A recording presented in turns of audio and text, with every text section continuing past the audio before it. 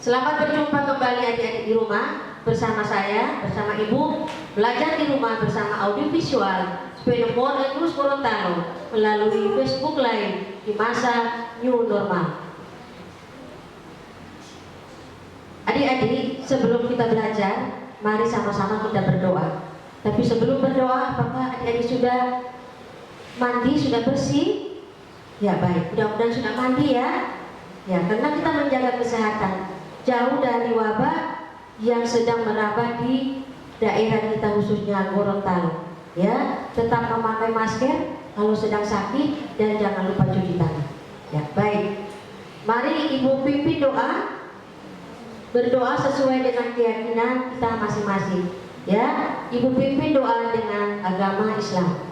Mari sama-sama kita berdoa. Berdoa mulai.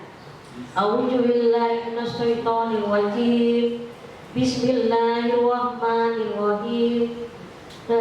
Raditu billahi rabban wa bil islami dinna wa bi Muhammadin nabiyya wa rasulullah. Rabbi zidni ilman warzuqni fahman. Shadaqallahul azim.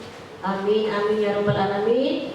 Insyaallah kita semua adik-adik di rumah juga selalu dilindungi oleh Allah Subhanahu wa taala ya. Mudah-mudahan kita dalam bimbingan kita untuk belajar tetap selalu dilindungi oleh Allah. Oke, selanjutnya adik-adik, Ibu akan mengabsensi. Jadi dengan mengabsensi, Ibu harapkan kalian melalui WhatsApp yang ada sama kalian, kalian mengirim, acukan jari ke WhatsApp Ibu ya. Jadi kalau hadir berarti terkirim acuan jari atau jempol ke Ibu ya. Berarti menandakan bahwa adik-adik hadir bersama Ibu ya. Oke, silakan kirim saja ya adik-adik. Jadi supaya bisa kelihatan di WhatsApp Ibu itu apakah kalian sudah hadir atau tidak ya. Oke adik-adik, selanjutnya Ibu akan mengabsensi. Jadi absen dikirim melalui aplikasi WhatsApp sama Ibu. Jadi dengan mengirim acungkan jempol. Jadi itu terkirim bahwa kalian hadir atau mengisi link di bawah ini. Ya adik-adik, mudah-mudahan sudah dimengerti ya. Oke, selanjutnya selesai mengabsensi ya. Sudah selesai. Jadi selanjutnya Ibu sampaikan bahwa hari ini kita akan mendapat mata pelajaran ilmu pengetahuan sosial dengan materi interaksi antar ruang dan benua Asia serta benua-benua yang lain ya. Oke, jadi materi yang akan kalian dapatkan ini mempunyai tujuan, manfaat, dan penilaian. Ibu jelaskan sekali lagi ya. Tujuan yang diharapkan kepada adik-adik, pertama melalui pembelajaran daring ya. Melalui pembelajaran daring, adik-adik diharapkan mampu memahami bagaimana letak dan luas dari benua Asia ya. Yang kedua, melalui pembelajaran daring, adik-adik dapat mengidentifikasi bagaimana kondisi alam dan kependudukan di benua Asia. Dan yang ketiga adalah adik-adik diharapkan dalam pembelajaran daring, adik-adik dapat memahami, menganalisis bagaimana pengaruh interaksi antar ruang dari benua Asia ke benua-benua yang lain. Jadi ada 3 tujuan pembelajaran yang harus kalian kuasai ya. Selanjutnya manfaat ya. Adik-adik, manfaat atau motivasi dari belajar benua Asia diharapkan pada masa era sekarang adik-adik tetap belajar, tetap semangat belajar ya. Harus belajar dan tidak pernah yang ada kata tidak belajar. Yang kedua, manfaat atau motivasi bagaimana kita belajar benua Asia dikaitkan dengan masa yang sekarang ya, dalam keadaan seperti sekarang ini ya adik-adik. Karena apa? Kita akan bertanya, kenapa kita selalu akan belajar seperti ini? Apakah selamanya? Nah, dikaitkan dengan pelajaran IPS ada kaitannya bahwa kalau kita belajar benua Asia, otomatis kita akan teringat wabah yang kita terima di era sekarang ini adalah wabah dari benua Asia, khususnya Asia Timur. Ingat, benua Asia wilayahnya ada Asia Timur, ada Asia Selatan, Asia Tenggara, Asia Barat ya. Salah satunya Asia Timur adalah Cina. Cina adalah virus adalah Yuan. Yuan menyebarkan virus ke Amerika dan Eropa sampai ke seluruh dunia, dan akhirnya kita di daerah Gorontalo yang merasakan akibatnya. Jadi manfaatnya sangat penting sekali dengan kita belajar bagaimana kaitan ilmu pengetahuan dengan wabah yang sekarang, dengan keadaan yang sekarang. Oke? Mudah-mudahan adik-adik mengerti semua ya. Oke, selanjutnya adik-adik, Ibu akan jelaskan penilaian ya. Di mata pelajaran IPS, ilmu pengetahuan sosial di kelas 9, ada 3 penilaian yang perlu kalian ketahui. Ya adik-adik, ada 3. Pertama, penilaian sikap. Bagaimana penilaian sikap? Bagaimana kalian bertanggung jawab, bagaimana disiplin dalam belajar, bagaimana sikapku selama mengikuti materi yang akan Ibu tanya. Ya, penilaian sikap. Hadir tepat waktu, mengabsensi tepat waktu, itu termasuk penilaian sikap.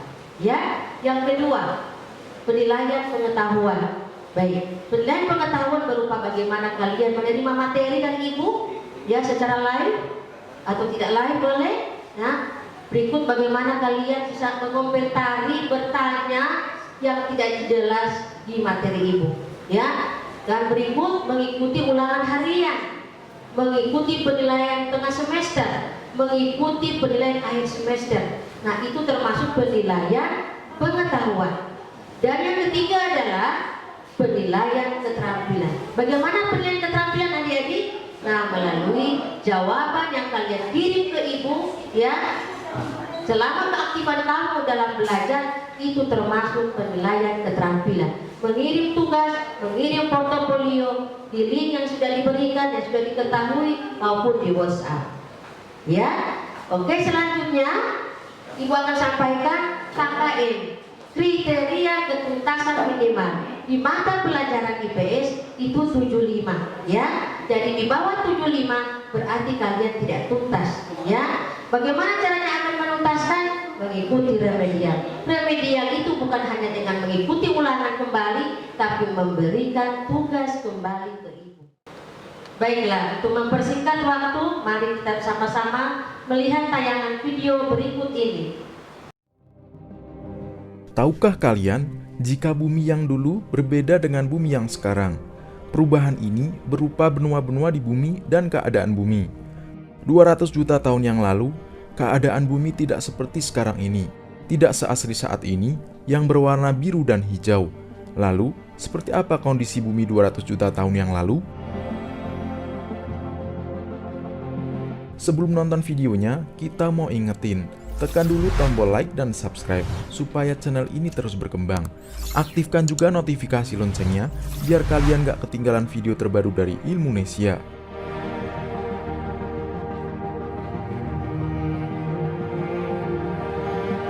...200 juta tahun yang lalu, bumi berada di masa purba, tepatnya di periode Trias. Kondisi bumi sendiri masih berupa satu daratan utuh, yaitu benua super besar bernama Pangea. Benar-benar berbeda dari kondisi bumi saat ini. 200 juta tahun yang lalu di bumi atau periode Trias adalah saat yang sangat penting. Pada periode itulah semua makhluk di bumi mengalami evolusi. Namun ada juga cerita yang menyedihkan. Pada zaman itu pula 70% populasi bumi mengalami kepunahan massal. Jika kalian hidup di bumi 200 juta tahun lalu, kalian akan bisa merasakan betapa ekstrimnya perbedaan iklim di satu benua Pangea yang sangat besar. Di bagian tepi Pangea dipenuhi oleh hutan-hutan dan tanaman hijau. Tapi, bagian tengah Pangea tidak sesubur itu. Sebagian besar permukaan Pangea adalah lahan tandus dan kering yang tidak berpenghuni.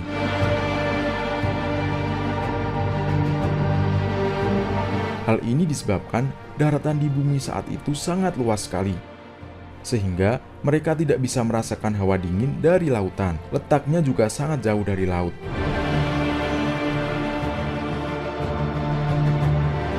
Tidak hanya satu benua, 200 juta tahun yang lalu bumi juga hanya punya satu lautan. Namanya Samudra Pantalasa yang mengelilingi daratan super besar Pangea. Sama seperti kondisi bumi sekarang, Pantalasa menutupi 70% permukaan bumi. Tapi, lautan ini sangat tidak bersahabat, bahkan mematikan. Pantalasa sangat sering menciptakan badai besar dan angin topan. Dan karena laut ini terlalu luas, iklim di Pangea menjadi tidak menentu. Itulah kondisi bumi kita 200 juta tahun yang lalu.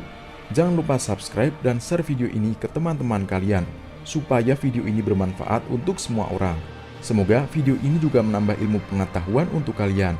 Sekian dan sampai jumpa di video yang akan datang.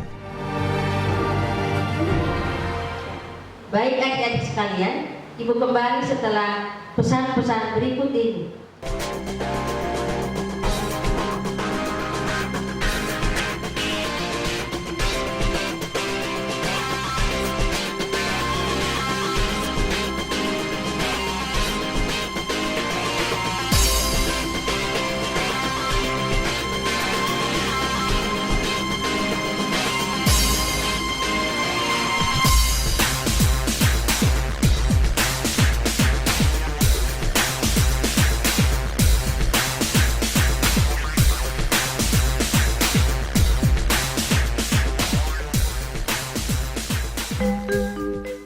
Kembali lagi di program belajar di rumah bersama audiovisual Spin4 News melalui Facebook Live di masa new normal. Adik-adik, selanjutnya setelah kita tayangkan video tadi, mudah-mudahan adik-adik sudah bisa menyimak bahwa dalam kondisi bumi, di dalam kondisi bumi khususnya dunia, itu akan adik-adik lihat akan ada pertanyaan dari adik-adik. Bahkan ada pertanyaan dari semua. Kenapa Indonesia itu tidak termasuk benua Australia? Seharusnya dia masuk benua Australia. Kenapa masuk di benua Asia? Nah, ini pertanyaan dan akan terjawab setelah kalian akan menonton, menyaksikan lagi video tayangan berikutnya. Ya, nanti sebentar. Jadi, Ibu menyampaikan materi hari ini adalah materi IPS ya. Dan materi submateri adalah benua Asia. Nah, di dalam cakupan benua Asia yang dipelajari itu ada di materi kajian IPS dipelajari adalah 2 bab ya. Ya, baik adik-adik, Ibu lanjutkan bahwa kondisi bumi ini itu terdiri dari beberapa benua ya. Ada benua Asia, benua Amerika, benua Afrika, benua Eropa dan benua Australia ya. Jadi cakupan materi hari ini adalah khususnya benua Asia ya. Di bab 1 kita mengkaji bagaimana interaksi antar ruang di benua Asia serta benua-benua lainnya, serta bagaimana negara-negara di dalamnya. Jadi itu cakupan materi ya. Jadi ada di bab 1 dan bab 2 itu setelah kita mengikuti ulangan penilaian tengah semester ya. Itu nanti berikutnya. Nah, yang dipelajari di kajian bab 1 itu tentang letak dan luas benua Asia ya adik-adik, letak dan luas benua Asia. Nah, harus kalian ketahui bahwa letak benua Asia itu dilihat dari segi geografis dan yang kedua adalah segi astronomis ya. Kalau dilihat dari segi geografis, benua Asia itu terletak di daratan benua Eropa dan Asia menyambung atau Eurasianya, dalam arti bahwa letak Asia diapit oleh benua Eropa di bagian barat dan benua Australia di bagian selatan. Nah, di dalam letak geografis benua Asia berada di antara 3 perairan samudra luas, yaitu Samudra Hindia, Samudra Pasifik dan Samudra Arktik ya. Samudra Hindia berada di bagian selatan benua Asia. Samudra Pasifik berada di bagian timur benua Asia, sedangkan Samudra Arktik berada di bagian utara benua Asia. Nah, itu tentang letak geografis. Kalau letak astronomis, bahwa benua Asia itu terletak di 80 derajat lintang utara sampai 11 derajat lintang selatan dan 26 derajat bujur timur dan 200 sampai 270 derajat bujur timur. Nah, itu adalah dari segi astronomis ya. Jadi kalau menyangkut letak dan luas sudah kita kaji. Selanjutnya mengenai kondisi masyarakat ya, kondisi penduduk di benua Asia, bahwa yang intinya bahwa di dalam benua Asia terdapat beberapa wilayah, ya. Wilayah Asia itu banyak, ya. Ada wilayah Asia Timur, Asia Tengah, Asia Tenggara, Asia Barat, dan Asia Selatan. Nah, misalnya di benua Asia Indonesia, kondisi alamnya itu kita bisa lihat bahwa Indonesia itu daerah pertemuan lempeng Eurasia, lempeng Pasifik, dan lempeng Australia. Di Indonesia itu terdapat 3 kawasan flora dan fauna serta beriklim tropis. Serta di Indonesia kaya akan sumber daya alam seperti tambang, hutan, pertanian, dan perkebunan. Begitu juga di negara Korea Selatan. Ya, di Korea Selatan terdapat titik tertinggi di Halada, Pegunungan Taiba, memiliki hutan tropis di sepanjang pantai selatan dan Pulau Jeju, serta memiliki iklim sedang dengan 4 musim. Nah, itu adalah kondisi alam, salah satu kondisi alam di negara Indonesia dan Korea Selatan yang tergabung dalam benua Asia. Ya, kalau Indonesia masuk di Asia Tenggara dan Korea Selatan termasuk di Asia Timur. Ya, berikut mengenai kependudukan di dunia. Kependudukan benua Asia banyak beragam, jadi mereka memiliki berbagai macam pembagian region, dan masing-masing dalam region itu terdapat atau memiliki karakteristik yang berbeda-beda, ya, tidak sama. Seperti di benua Asia, khususnya Asia Selatan misalnya, negara India beda karakteristiknya dengan orang-orang yang ada di Indonesia. Begitu juga sebaliknya. Jadi kawasan wilayah Asia itu banyak karakter yang berbeda-beda yang perlu kita ketahui, ya, seperti itu. Dan selanjutnya materinya mengenai pengaruh perubahan ruang dan interaksi antar ruang, ya. Bagaimana pengaruh perubahan ruang itu bisa dilihat dari 2 faktor, faktor alam dan faktor aktivitas manusia. Kalau faktor alam itu bisa dilihat dari adanya tsunami, banjir, gunung meletus, longsor, bahkan badai. Kalau dilihat dari faktor aktivitas manusia, ada 2, pemanfaatan alam secara eksploratif, yang kedua adalah penggunaan lahan yang tidak seimbang. Ya, ini adalah perubahan ruang seperti yang ada di Gorontalo, yang tadinya wilayah, kalau kita melihat wilayah di zaman belum kemerdekaan, wilayah Gorontalo itu di bagian kota Madiun ini adalah lautan. Setelah proses kejadian alam, ya perubahan alam, perubahan iklim, yang wilayah kota itu sudah menjadi daratan, ya. Bagian telaga, bagian kabupaten itu adalah daratan yang sebenarnya, ya. Kota ini lautan, karena ada proses perubahan alam. Nah, kita bisa lihat bagaimana kondisi penduduk, kondisi alam yang ada di wilayah kota Gorontalo. Itu salah satu contoh, ya, terjadi perubahan ruang, ya. Ruang bukan berarti ruang kelas, bukan ruang perpustakaan, tapi ruang mencakup seluruh wilayah yang ada di muka bumi, ya. Oke. Selanjutnya bagaimana pengaruh interaksi antar ruang di benua-benua di dunia. Nah, kalau dilihat dari berbagai bidang, antara lain bidang ekonomi. Di bidang ekonomi antara lain mendukung pertumbuhan ekonomi, daya saing ekonomi meningkat, kualitas produk meningkat, peluang investasi makin terbuka. Kalau dilihat dari sosial budaya, sektor pariwisata menjadi sektor yang menjanjikan. Pengaruh budaya barat dapat merusak budaya asli dan menurunkan kesenjangan sosial serta budaya sebagai kebanggaan suatu negara. Dilihat dari politik, ada potensi saling mempengaruhi antar negara. Yang kedua, tingkat kepercayaan antar negara makin membaik. Yang ketiga, menghilangkan kesenjangan antara negara maju dan negara berkembang, serta memicu konflik di perbatasan. Selanjutnya, di bidang pendidikan, pengaruh interaksi antar ruang antara lain taraf pendidikan meningkat, angka melek huruf meningkat, khususnya negara berkembang.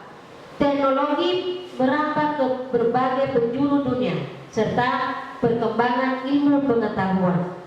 Nah, adik-adik, itulah penjelasan materi dari Ibu. Jadi dari materi awal sampai batas materi tentang benua Asia. Nah, Ibu ingatkan sekali lagi bahwa materi yang Ibu kaji benua Asia. Pemaparan selanjutnya, penayangan materi berikutnya sama, tinggal Ibu mengganti benua Asia akan diganti dengan benua Australia. Berikutnya benua Eropa, benua Afrika dan benua Australia, ya. Jadi seperti itu. Jadi materi pengkajiannya sampai pas batas di ulangan tengah semester. Setelah itu akan Ibu tayangkan kembali materi lanjutannya, yaitu perubahan sosial budaya. Nah, baiklah adik-adik, dari penjelasan materi yang Ibu tayangkan, ada pertanyaan awal materi yang Ibu ajukan dan akan terjawab pada dalam video berikut ini.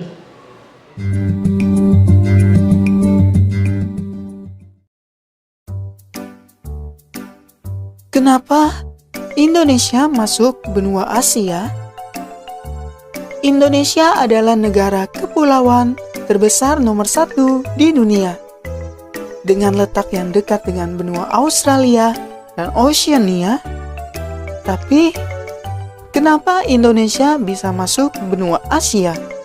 Padahal, secara geografis, Indonesia bisa saja masuk benua Australia ataupun Oceania. Karena wilayah Indonesia menyatu dengan daratan Asia. Wilayah bagian barat Indonesia yang berpusat pada saat itu pernah menyatu dengan daratan Asia, yang membuat kita lebih besar masuk kemungkinan ke benua Asia. Fisik orang Indonesia. Fisik orang Indonesia pada saat itu sama seperti orang Asia kebanyakan, yang akhirnya Indonesia masuk dalam benua Asia. Kultur atau budaya. Kultur yang ada di Indonesia pada saat itu masih dipengaruhi oleh negara di benua Asia, tepatnya seperti Cina, Arab, dan India. Itulah penyebab kenapa Indonesia masuk dalam benua Asia. Semoga bermanfaat. Terima kasih.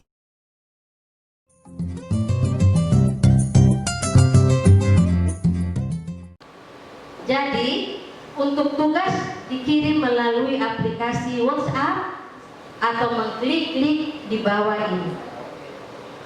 Ya, baik adik-adik, tetap semangat belajarnya walaupun di rumah, tetap menjaga kesehatan, jaga jarak, dan jangan lupa memakai masker. Ya, walaupun tidak sakit, tetap memakai masker.